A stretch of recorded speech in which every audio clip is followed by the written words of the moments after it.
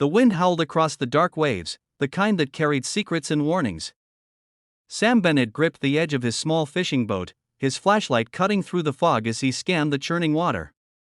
He wasn't supposed to be out here tonight, but something in his gut told him someone needed help. Then, through the roar of the sea, he saw it, a pale arm reaching above the surface before disappearing again.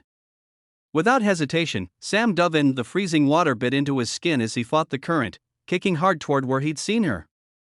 His lungs burned, his heart pounded, but then his hand brushed against soft fabric, her dress.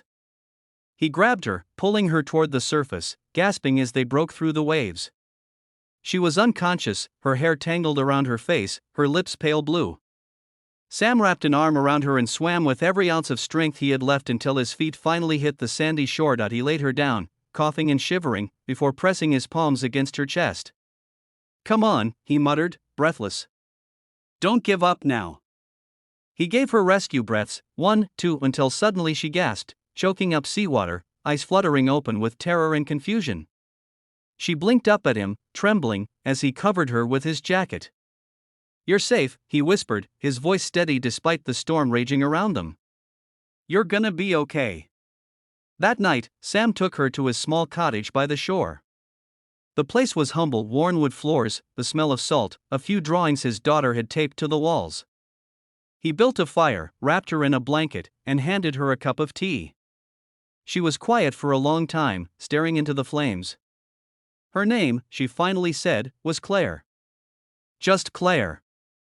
She didn't explain why she'd been alone at sea at midnight, and Sam didn't ask, but there was something about her eyes, sad, hollow, as if she carried the weight of too many lonely years. His daughter, Lily, peeked from her bedroom door, curiosity lighting her little face. "Daddy," she whispered, "is she an angel?" Claire smiled faintly for the first time that night. "Not even close, sweetheart," she murmured, "but thank you." Days turned into weeks. Claire stayed to recover, insisting she'd leave soon, yet somehow never quite ready to go. She started helping around the cottage, cooking, mending nets, and laughing with Lily over bedtime stories. She seemed fascinated by their simple life, the kind where breakfast meant laughter instead of board meetings, and love wasn't measured in money but in moments. Sam noticed the way she looked at him sometimes when she thought he wasn't watching, her gaze filled with gratitude and something deeper she didn't dare name. Still, there was a distance in her, a secret she guarded fiercely.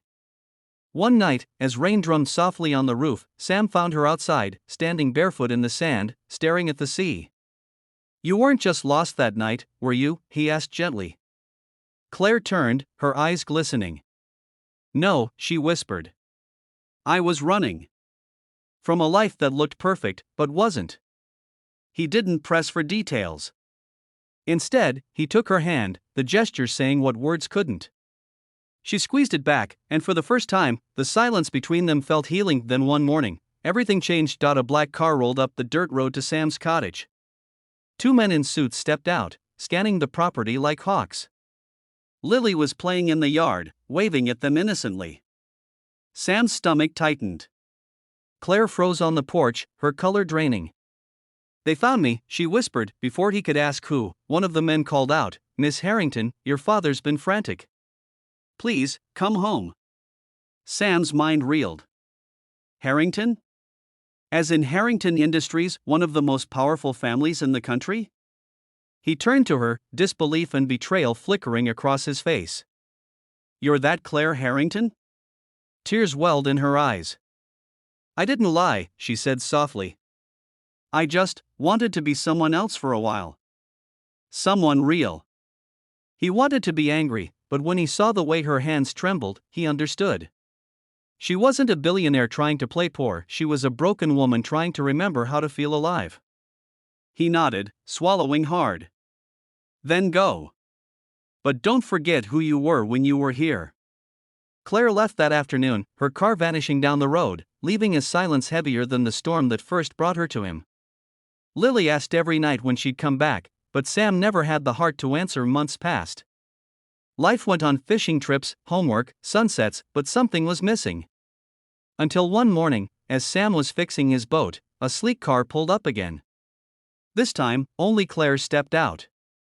Dressed simply, barefoot on the dock, holding a paper bag that smelled of fresh bread. "I've been thinking of you," she said, her voice trembling. Every day. The world I left behind, it didn't feel like home anymore. You and Lily did. Sam just stared at her for a moment, the memory of that storm flashing in his mind. Then he smiled, slow and certain. Then don't just think of us, he said quietly. Stay. She let out a shaky laugh, tears slipping down her cheeks. Are you sure? He nodded, eyes soft. You were drowning that night, Claire, not in water, but in everything you thought you needed.